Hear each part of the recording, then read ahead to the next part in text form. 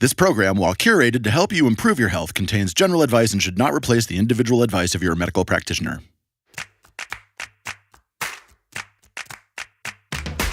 I never forget that I heard Dr. Cheryl Selman say that the correct actual medical term is ovarian castration. That even our gut bacteria have circadian rhythmicity. But I don't know that too many women in this day and age would settle for that. Most people with allergies have multiple allergens. And I kind of freaked out. I was like, oh my gosh, I can't do this again. They get into the bloodstream, and your immune system says, whoa, what's this? We have to step back for just a second and say that SIBO is a secondary condition. It's not a primary condition. Why is it with food allergies that sometimes people get symptoms and other times they don't? So there is this interesting dose-response phenomenon with food allergies. It's like a bell curve. If you have, and it's something called a masking phenomenon. In life, it's normal to have ups and downs. But what do we do when we get stuck? I've always been fascinated by the health journey. Why do some people get better while others fail to make the shift? In season 1 of The Shift, we explore the fascinating field of gut health and help you discover what is really going on with your digestion, microbiome, and health. The gut is amazing. Changes our concept of the human body. Become useless to the healthcare system. We're always shifting. Your genes are shifting, your microbes are shifting, everything is shifting. I'm Katherine Maslen, and this is The Shift. In episode 4, we talked about those symptoms that really bother us: bloating, constipation, diarrhea, and pain. We also introduced the concept of dysbiosis, which essentially means that there is an imbalance in your microbiome. I want to now touch on SIBO, a condition which is becoming more and more common. Angela Pfeiffer is a nutritionist from Seattle that specialises in helping patients heal from SIBO. I asked her what it was all about. It is small intestinal bacterial overgrowth. It is when there are too many organisms in the small intestine, to the point where people actually feel the fermentation that happens when we send down indigestible fibers within foods, polysaccharides and different fibers. So we have fermentation going on at all times when food is being passed through there, but it's because there's too many organisms, so now it's too much fermentation and you actually feel some distension, some stretching, some pressure. A lot of people can get pressure up under their stomach, which causes, GERD. Like there's a lot of different things in that pressure within the abdominal wall that can happen. Tell me, what causes SIBO? Lots of things cause SIBO. So I think we have to step back for just a second and say that SIBO is a secondary condition. It's not a primary condition.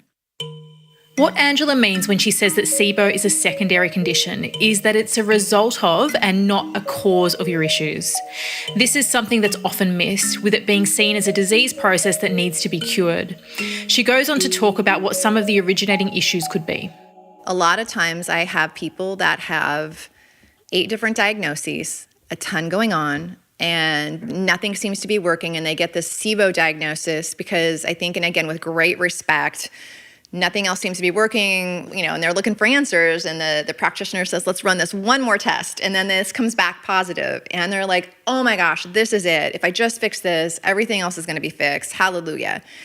And we have to remember that SIBO is secondary, it's not primary, so we have to figure out what is affecting motility, whether it's hypothyroid, that's going to set the metabolic rate for everything and slowing things down, adhesions from an ovarian cyst rupturing, or they had some sort of laparoscopy done and there's an adhesion formed, and that will tug on the small intestine and slow motility in that area. Or they might have really bad production of stomach acid and poor production of bile, so they're not cleansing bacteria off as it comes down as well, and they're not cleaning out their small intestine with that bile.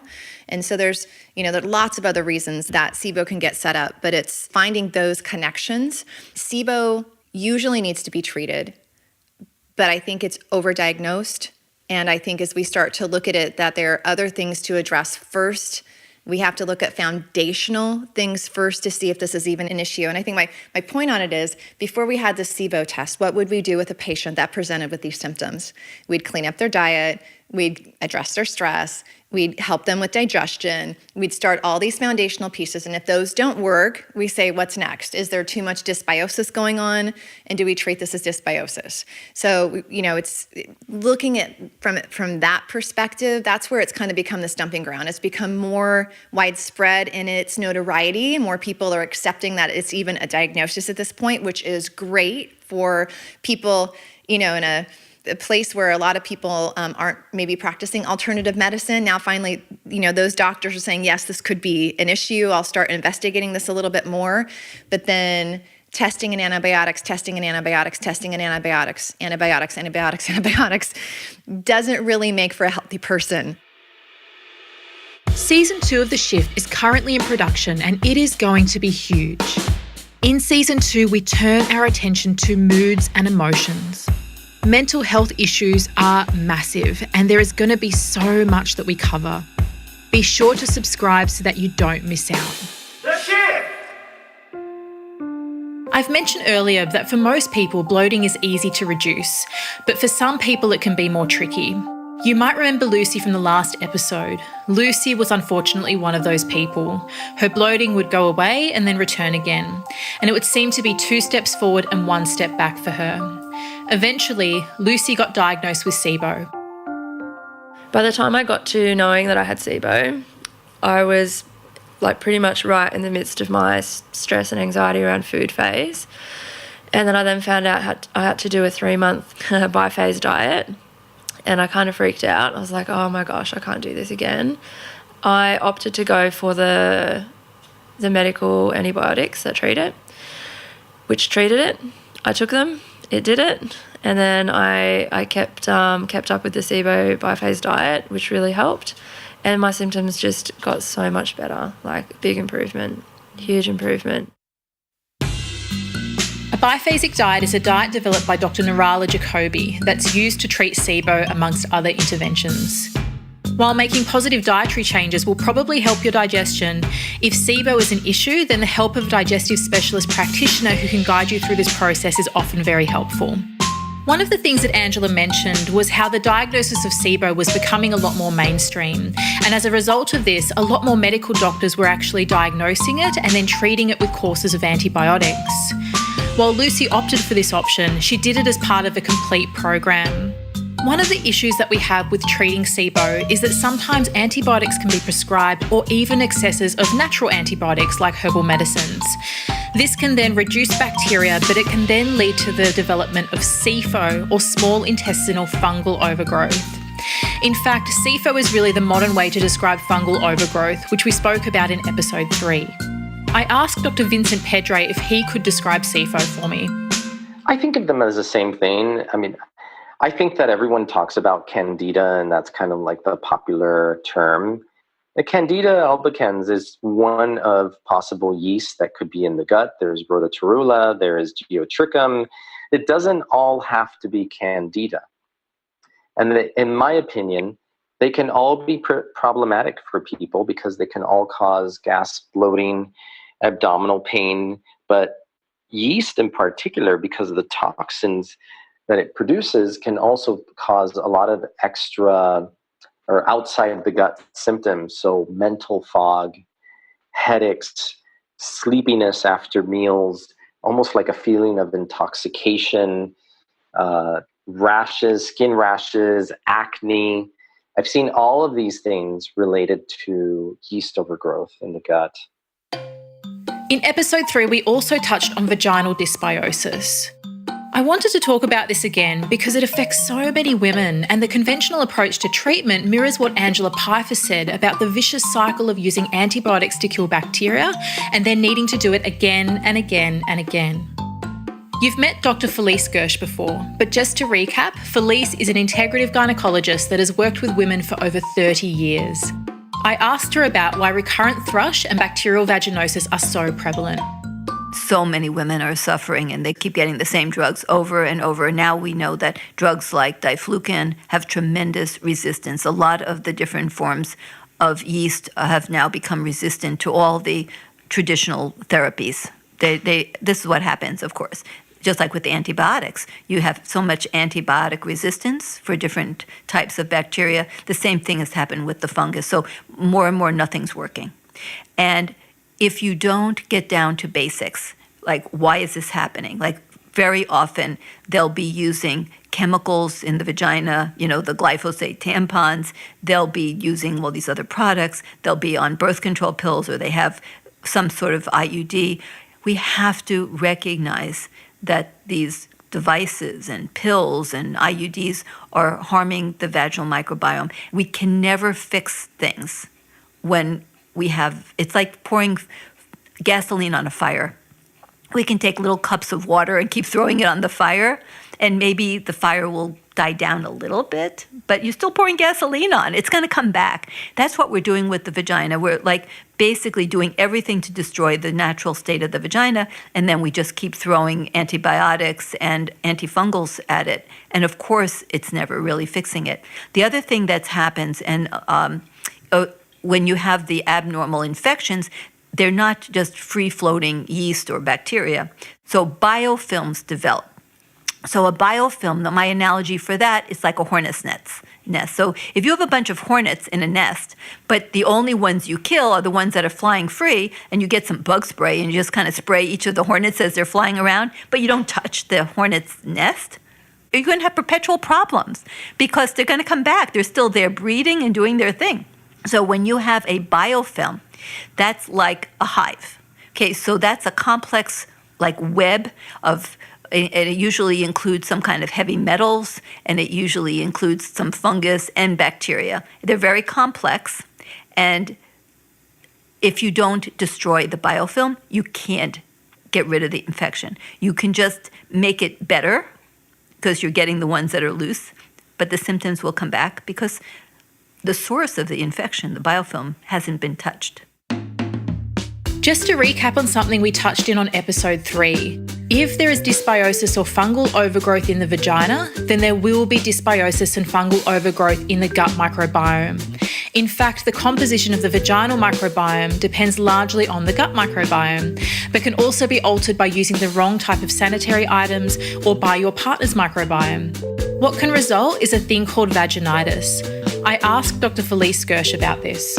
So whenever you hear the word itis, it just means inflammation. So a vaginitis is just an inflamed vagina. It doesn't say why it's inflamed. So it could be from a bacteria.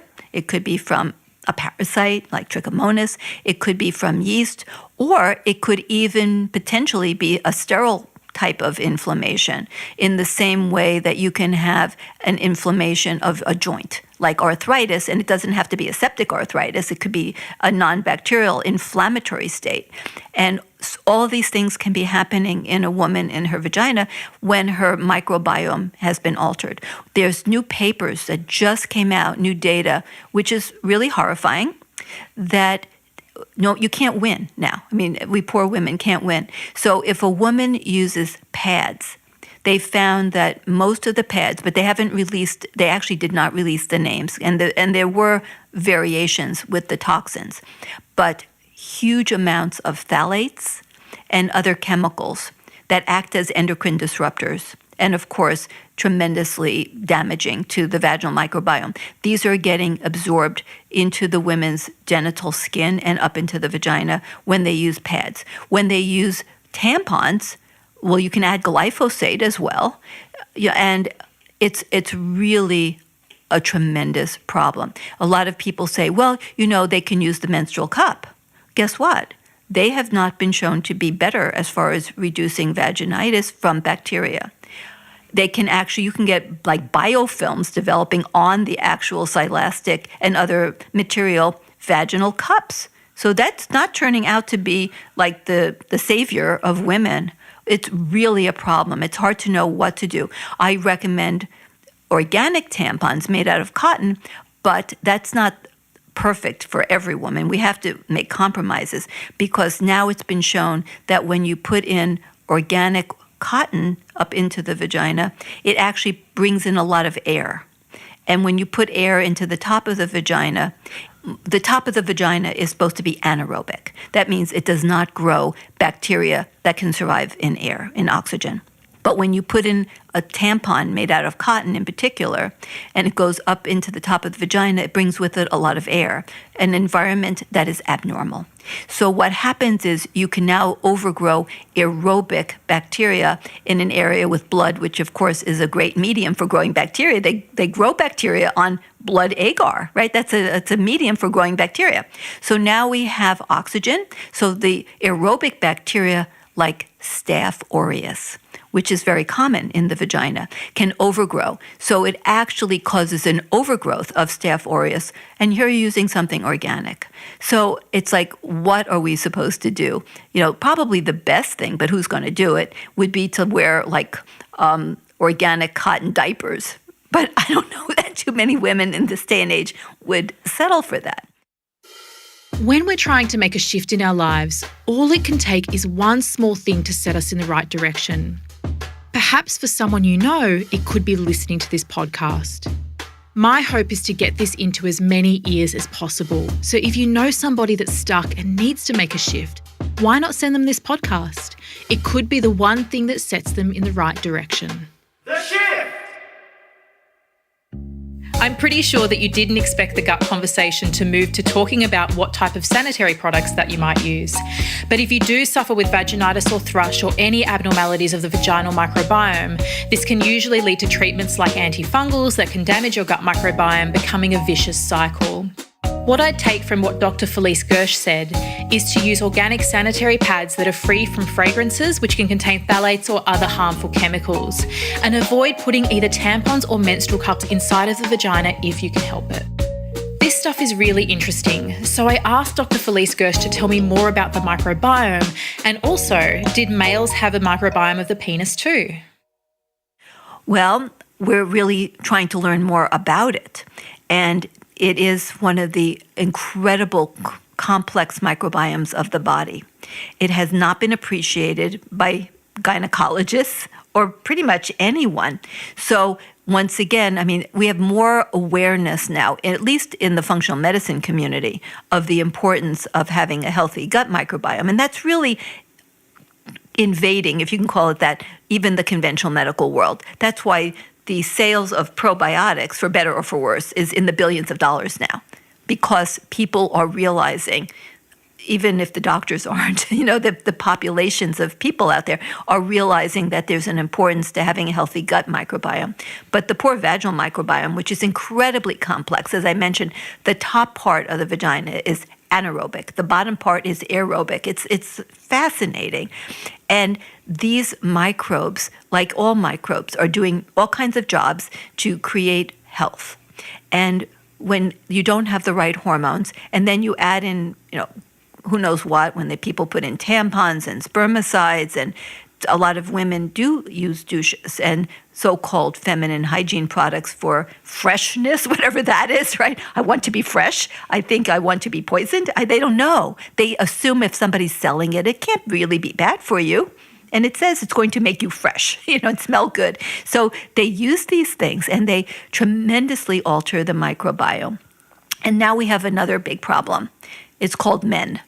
So men have unbelievable stuff growing in their semen, and they can transmit these things. And they're not called sexually transmitted disease, although, of course, some of them are, like chlamydia and gonorrhea. But a male can be the host to all kinds of viruses and microbes that are in the semen. And then when they have intercourse, those things, those different microbial forms of life are put into the female vagina. And that's why women typically don't get bacterial vaginosis, where you get this really altered microbiome with this infectious kind of a state, until they start having intercourse. And they, men will often have multiple partners. It's considered normal now for people to have lots of sexual partners, and they get things picked up from women, and then they give it to the next woman, who then harbors it, who gives it to the next man. And these create terrible scenarios of these inflammatory states and altered microbiomes, which then can translate once again into fertility problems, male fertility. They're actually now starting for the first time to look at what's really growing in male semen and how that translates into male infertility. So it's going to impact on male and female infertility. And they're not called sexually transmitted diseases, but in a way it is. You're transmitting bad stuff that doesn't belong through having sex. So these are really big areas that require a lot more investigation, and it's really, really just at the very beginning stages. How fascinating. I've always wondered about the male genital microbiome, especially since so many women would develop thrush after meeting a new partner. It was like for some couples the microbiome seemed incompatible and it would cause dysbiosis and resulting thrush or urinary tract infections constantly, but only with a particular partner. It's an important conversation because we're talking about reproductive health, we're talking about the health of the penis, the health of the semen, the vagina, but it's related to our gut ultimately, isn't it?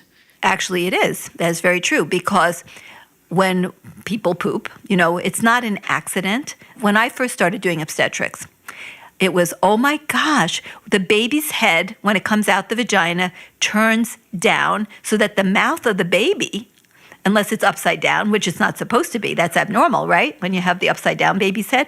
The mouth of the baby is right next to the anus of the mom. And it was, oh my gosh, that's so dirty. So when I first was doing obstetrics, they would take betadine, that's, the iodine cleaning solution, and they would wash off the woman. We want to get rid of all those bacteria. So, they want to get rid of everything they can possibly get rid of, sterilize the mom. And it's like, this wasn't an accident. Nature is perfect. Nature designed everything just as it should be. We used to clean out the vagina. We don't want that dirty stuff getting on the baby. Oh my God. And then we would, wash the outside, we'd give women enemas so that they would never poop, because, oh my gosh, you don't want to have when you do Valsalva and you're trying to get the baby out, you might have poop come out.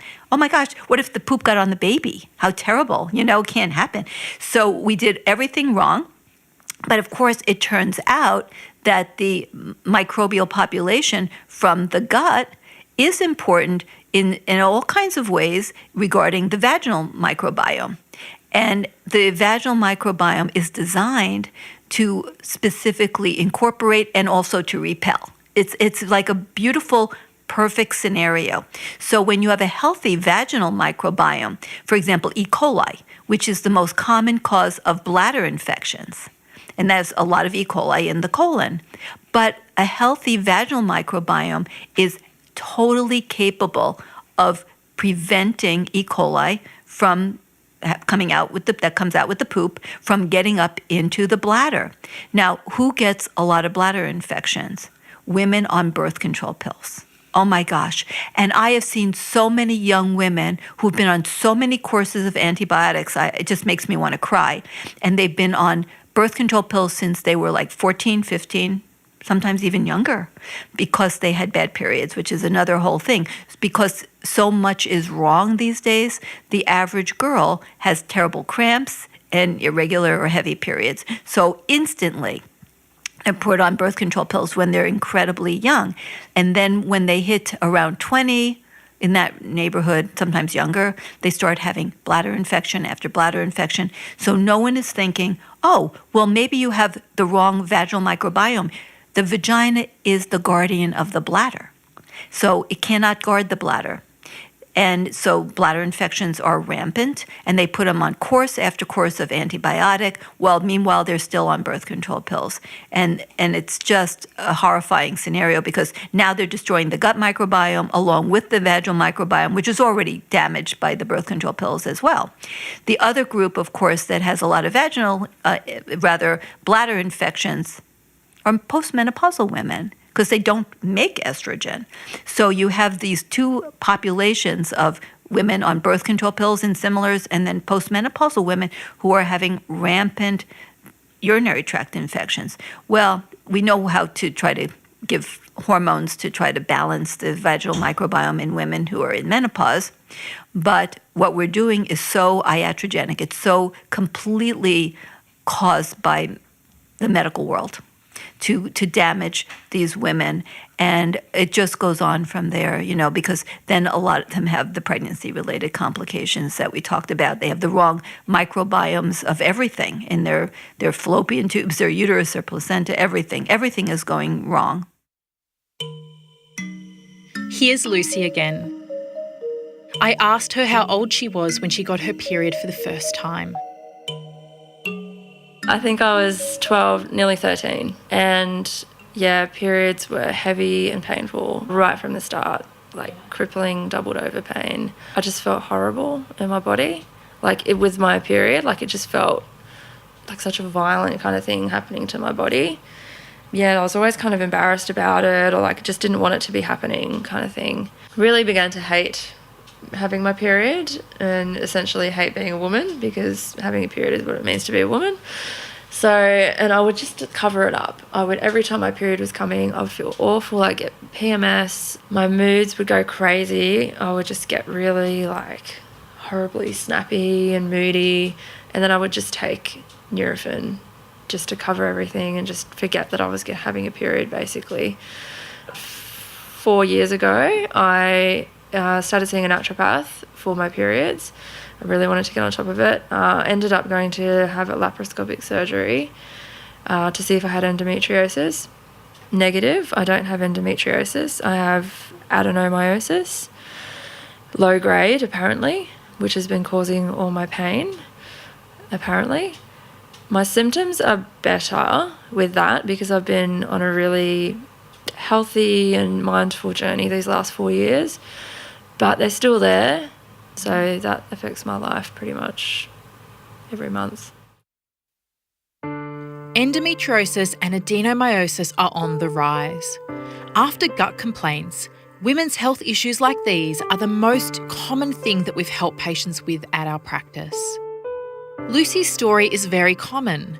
The majority of women's health patients I've seen also had digestive issues. So is there a link? I asked gynaecologist Dr. Felice Gersh what she thought was causing endometriosis. It's in genetically predisposed women, it's environmental toxins. We know that there's a link with endometriosis and organochlorines, which are a form of pesticide, and dioxins, which are also pesticides. So pesticides are huge for causing endometriosis. There's a lot of literature on that. So endometriosis is due to these environmental toxins that are altering at critical stages of development the progesterone receptor function.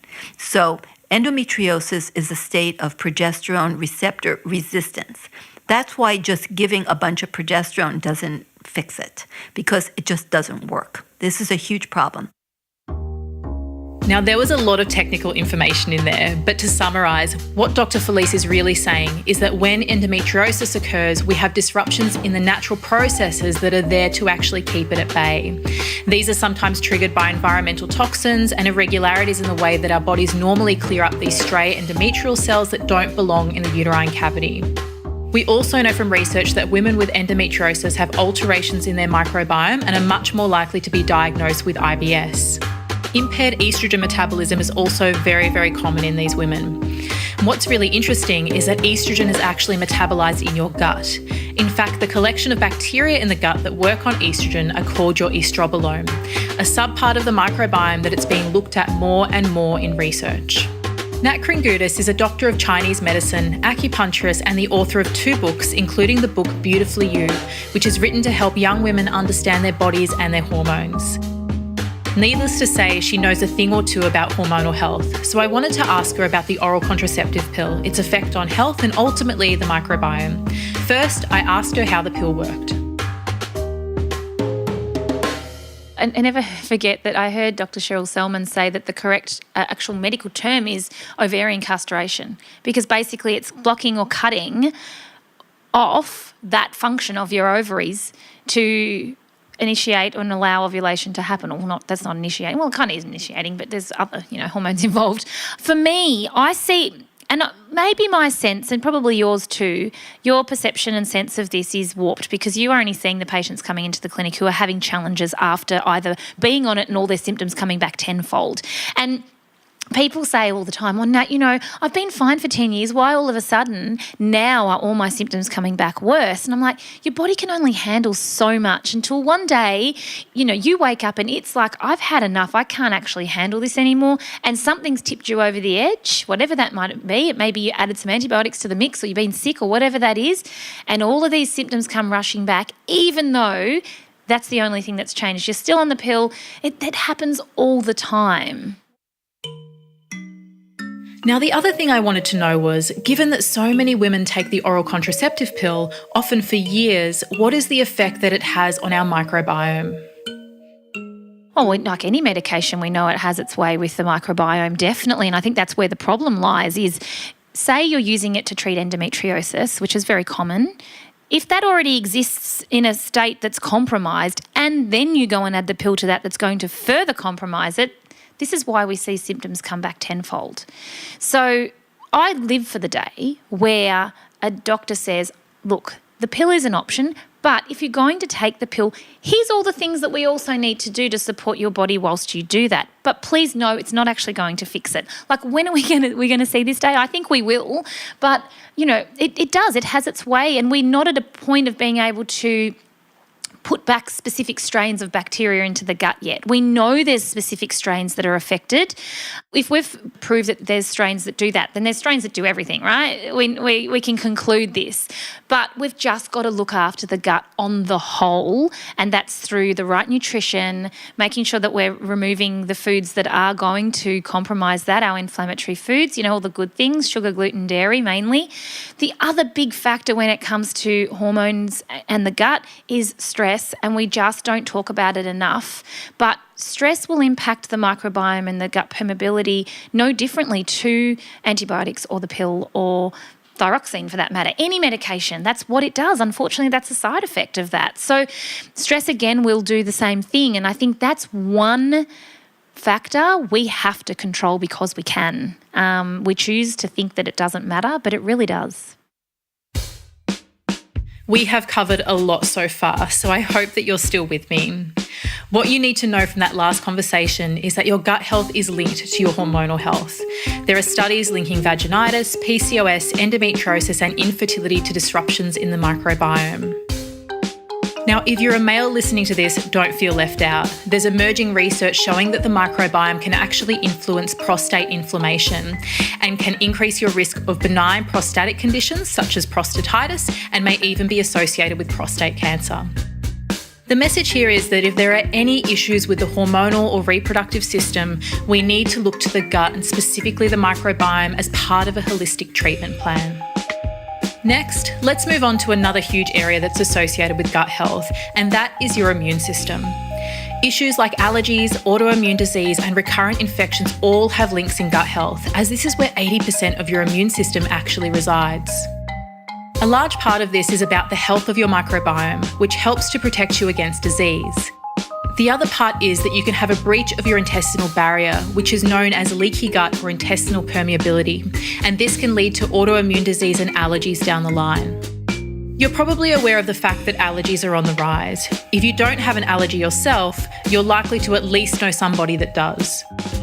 Dr. Leo Galland is an internal medicine doctor and a pioneer in the study of gut microbes and their effect on our health. He's also the author of 7 books, including The Allergy Solution, so I couldn't think of anyone better to discuss how allergies are linked to our gut health than Dr. Leo. We started with discussing the reasons why people get allergies in the first place. There are several reasons, and they relate to nutrition and diet, environment, which is a big area, and the impact of both diet and environment on the microbiome, and then the impact of the microbiome on the immune system. So it's a kind of multi-step process. And it is clearly linked to air pollution. Industrial air pollution is part of the process, but automotive air pollution greatly increased that. There was a fascinating study that was done in Germany at the time when there was an East and a West Germany, which environmentally were very different. East Germany had a lot of industrial pollution and coal plants. West Germany had a lot of automotive pollution They didn't have so many cars in East Germany, but they had a lot of factories, whereas in West Germany, it was a more contemporary Western kind of pollution with automotive exhaust. And they found that the grass pollen in West Germany was much more allergenic than the grass pollen in East Germany. And experimentally, they were able to show that automotive pollution increased the allergenicity of the grass pollen. Isn't that insane? It is. Now, there was another study along those lines that was done with ragweed pollen here in the U.S., in Baltimore. And a U.S. government scientist noted that the ragweed, which is the main allergen in North America, scientists noticed that the ragweed in downtown Baltimore really was pretty huge. And when he went out and to the countryside and identified ragweed, it wasn't as big at all. So he created an experiment in which identical seeds of ragweed were grown in identical soil in pots in downtown Baltimore, out in the suburb, and out in the country. And the ragweed that was grown in the inner city grew to be 10 times as big and produced 5 times as much pollen as the ragweed that grew in the country. What Dr. Leo is saying here is that air pollution can actually change plant pollens and make them more likely to cause allergies in humans. We're going to talk about environmental toxins as we go through the series, but let's take a look at particulate matter. Particulate matter is what we call all of the microscopic particles that make up the air that you breathe. Depending on where you live will depend on just how much particulate matter is in the air and therefore the health consequences that you may have. You'll hear this term more as we move through the series. The conventional treatment for allergies are antihistamines, which work to stabilise histamine from mast cells, which can stop a lot of the bothersome symptoms. I asked Dr. Leo what he thought of antihistamine use. Well, yeah, that's masking the symptoms. Look, sometimes you need the antihistamine because you're so miserable, or you need the steroid because allergy can be life-threatening, and it can also just really interferes with quality of life and cognitive performance. Some fascinating studies looking at drivers in the Netherlands, and then some similar studies in veterans in a U.S. veteran hospital. So what the Dutch researchers did was they took people who had known pollen allergies, and they exposed them to pollen to which they were allergic, and had them drive on a particular course where they were graded for how well they did. And they compared to times when they weren't exposed to the pollen, when they were, if they were exposed to pollen they weren't allergic to, whether they gave them a steroid inhaler or an antihistamine. What they basically discovered was that driving under the influence of pollen had impaired performance in operating a motor vehicle to the same extent as having a blood alcohol level that would be considered inebriated.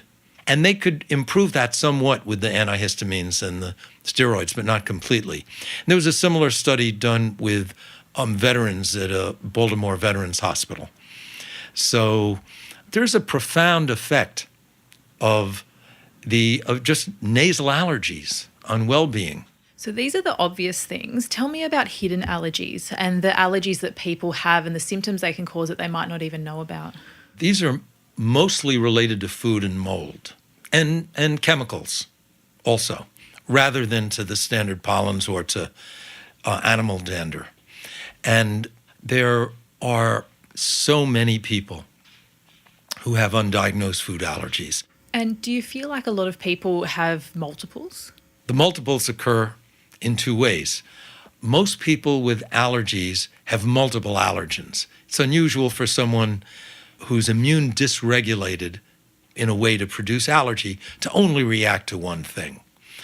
And it is fairly common that people who have an allergic reaction that manifests itself in one way may have an allergic reaction that manifests itself in another way. Now, it may be a different allergen that's causing that reaction, And many of my patients will be able to identify, oh yeah, dairy does this, but wheat does that. But often there's overlap and there's crossing over. Why is it with food allergies that sometimes people get symptoms and other times they don't? So there is this interesting dose-response phenomenon with food allergies. It's like a bell curve. If you have, and it's something called a masking phenomenon. I experienced this myself one summer. There is an optimal dose of exposure to the allergen for provoking maximum symptoms. If you underdose that exposure, you'll get fewer symptoms. But if you overdose that exposure, you may get fewer symptoms. So one summer, I was getting hives, especially if I went out for a run in the morning. I would break out in hives. And I discovered that I could eliminate the hives if I went on a diet that was basically just meat and vegetables. But I could also eliminate the hives if I ate a lot of chocolate. So it was the overdose phenomenon. Can you think of somebody whose life could change by listening to The Shift? Why not send this to them right now? Together, we can help to make a shift. The Shift! Let's bring this back to gut health and see how it relates. This is a burgeoning area of research, and I'm sure that there are more exciting discoveries to come. But as Dr. Leo Galland said, there is a definite link between your microbiome and allergy development. This can start right from birth. Babies born by a caesarean section, for instance, are well known to have a delayed maturation of their immune system and a higher risk of allergies.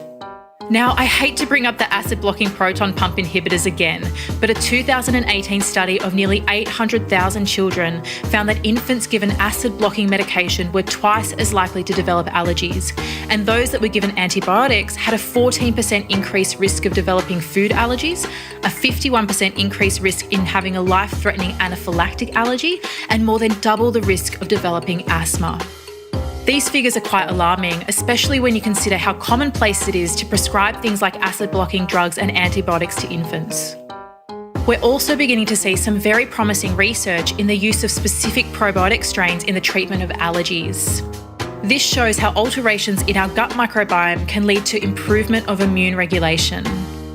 The specific strain is very important though, so it's no good just taking a probiotic. You want to make sure that you're getting the right type. We'll talk more about probiotics later in the series and what role they might have in your health. The other category of diseases strongly associated with gut health are autoimmune conditions. Earlier we were discussing the term leaky gut or intestinal permeability. I asked Dr. Tom O'Brien, author of The Autoimmune Fix, what intestinal permeability is and how it affects allergies and autoimmunity.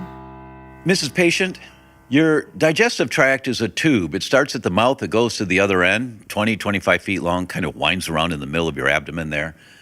And if you take a donut, and if you could stretch a donut out, and you look down the center of that donut, that's your intestines. It's one big long tube.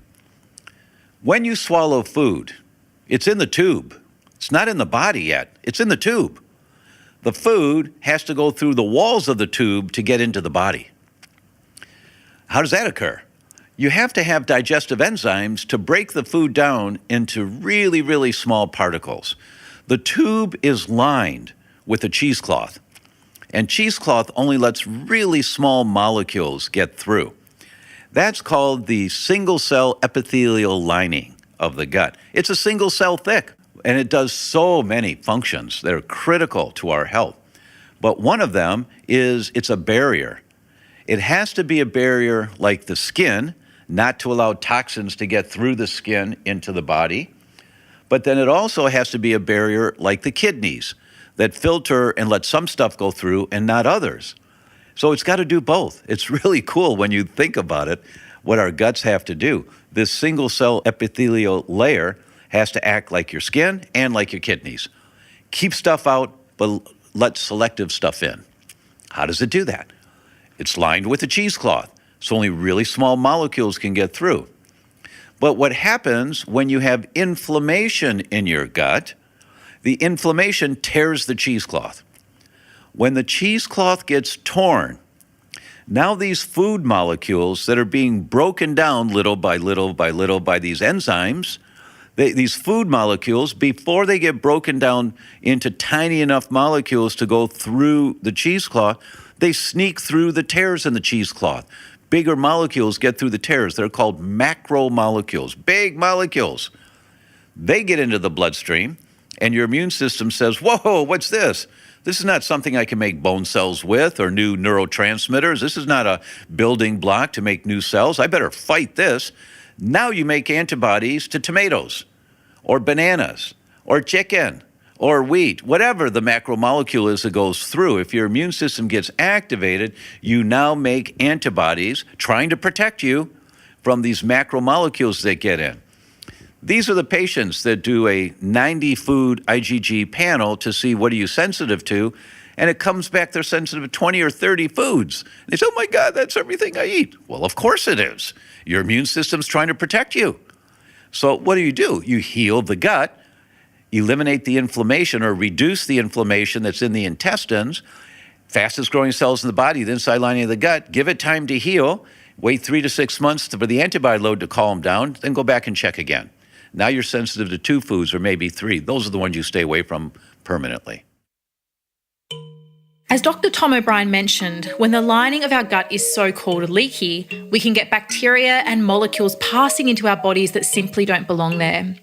In addition to allergy, this has been known to set off an autoimmune reaction and is associated with things like Hashimoto's thyroiditis, systemic lupus, rheumatoid arthritis, and ulcerative colitis. Here's integrative rheumatologist Dr. Ailey Cohen talking about autoimmunity. So I think we're finding out more and more. I think we're at the very early stages of a lot of an amazing international research.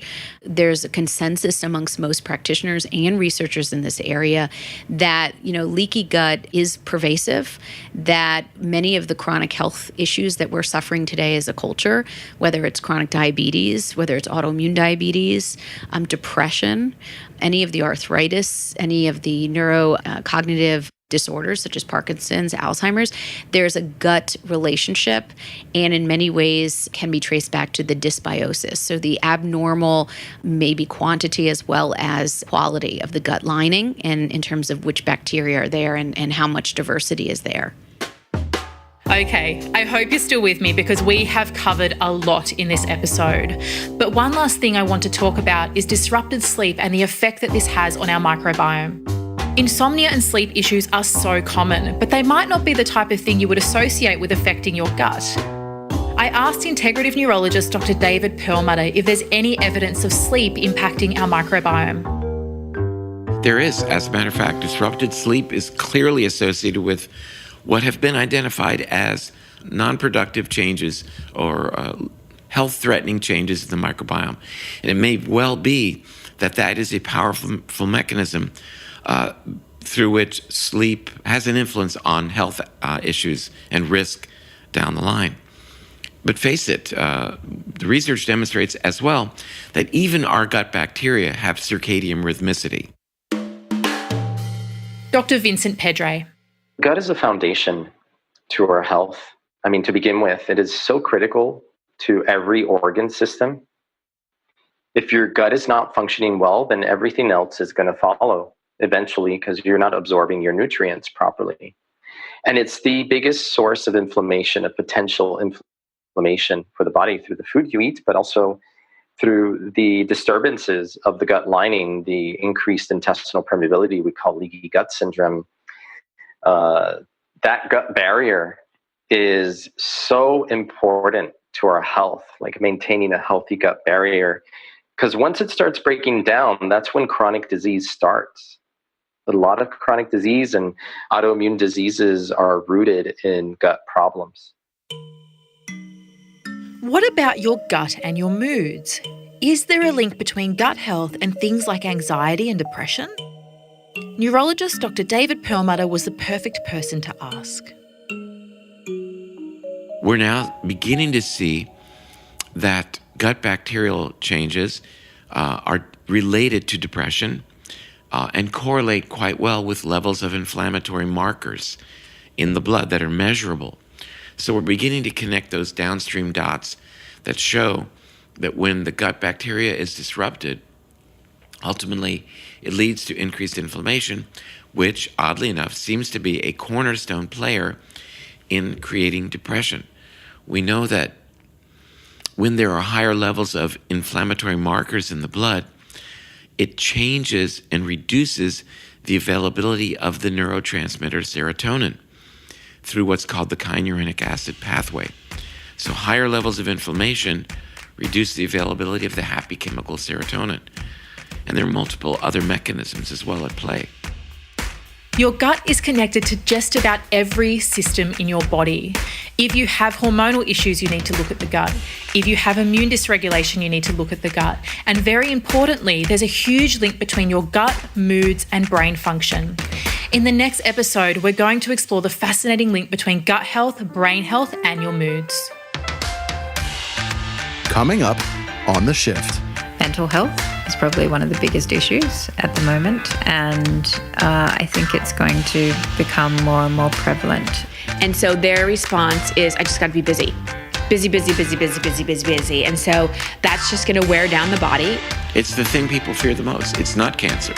It's losing your cognitive abilities. You know, stress hormones released by the body put you in a state of fight or flight or freeze. Now it makes me so sad because I'm like, oh, you poor little girl, like, I wish I could have helped you more. I hope you're loving the information in The Shift as much as I do. But maybe you're thinking, what do I need to do for me? Take our online assessment to discover what your gut is up to. Go to theshiftclinic.com/quiz. The Shift! This series is produced by Must Amplify. Hosted by Katherine Maslen. Executive producer Ronsley Vaz. Music and sound design by Shade Furlong. Thank you to all of our experts. For more details on them, go to theshiftclinic.com/gut.